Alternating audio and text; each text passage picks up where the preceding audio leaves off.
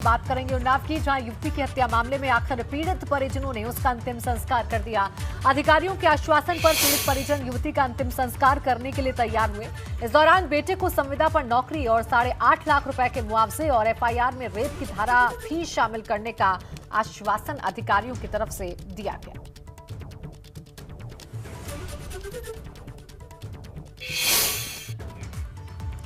उन्नाव युवती हत्या मामले में पोस्टमार्टम रिपोर्ट में इस बात का खुलासा हुआ है कि लड़की की मौत गला दबाने की वजह से हुई। वहीं गर्दन की हड्डी भी टूटी मिली है।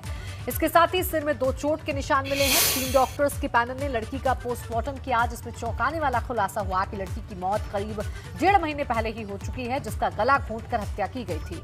पोस्टमार्टम रिपोर्ट में स्ट्रैंगुलेशन शब्द का जिक्र किया गया है, जिसका अर्थ गला घोंटना होता है। आपको बता दें कि 1 दिन पहले ही पुलिस ने लड़की का शव बरामद किया था।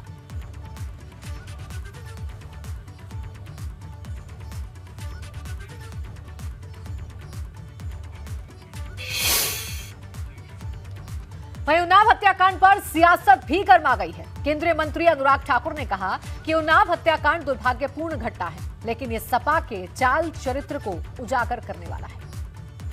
सपा नेता का नाम सामने आ रहा है, क्या कहेंगे आप? उन्नाव में जो दलित बेटी के साथ हुआ वो दुर्भाग्यपूर्ण है। निर्मम हत्या बहुत ही दुखद और दुर्भाग्यपूर्ण है। इसमें सपा के नेता की संलिप्तता उनका असली चाल चरित्र और चेहरा समाजवादी पार्टी का उजागर करती है। इस घटना में चाहे कितने भी बड़े नाम सामने क्यों ना आए, दोषियों को बख्शा नहीं जाएगा। उन पर सख्त से सख्त कार्रवाई की जाएगी।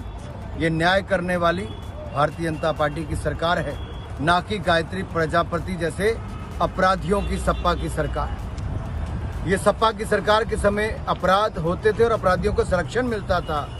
ये योगी आदित्यनाथ जी की सरकार है।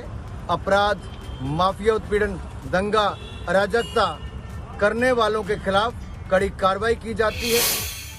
वहीं उन्नाव कांड पर समाजवादी पार्टी ने सख्त कार्रवाई की मांग की है, तो कांग्रेस ने भाजपा सरकार पर निशाना साधा है।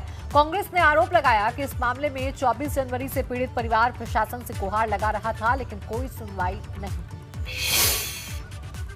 कि उन्नाव में जो बेटी के साथ एक घटना घटित हुई है बहुत ही दुखद है। इसमें जो भी दोषी है उस पर सख्त से सख्त कार्रवाई होनी चाहिए।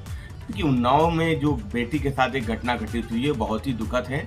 इसमें जो भी दोषी है उस पर सख्त से सख्त कार्रवाई होनी चाहिए। भाजपा सरकार की दलित विरोधी सोच आज फिर से उन्नाव में दिखाई पड़ी। एक बेटी की जान चली गई। पीड़ित परिवार 24 जनवरी से गुहार लगा रहा था प्रशासन के सामने, लेकिन कोई कार्रवाई नहीं हुई। यदि समय रहते कार्रवाई होती तो उस पीड़ित बेटी को, उस हमारी दलित बहन को बचाया जा सकता था। सच्चाई ये है कि कानून के नाम पर वोट मांगने वाली भाजपा सरकार में सबसे ज्यादा अपराध बढ़ा है। मशहूर सिंगर और सूफी गायक कैलाश खेर ने झांसी के लिए बहुत ही अहम अपील की है। उन्होंने 20 फरवरी को तीसरे चरण के मतदान के लिए झांसी के लोगों से ज्यादा संख्या में मतदान करने की अपील की। कैलाश खेर ने कहा कि झांसी की वोटिंग सबसे ज्यादा होनी चाहिए।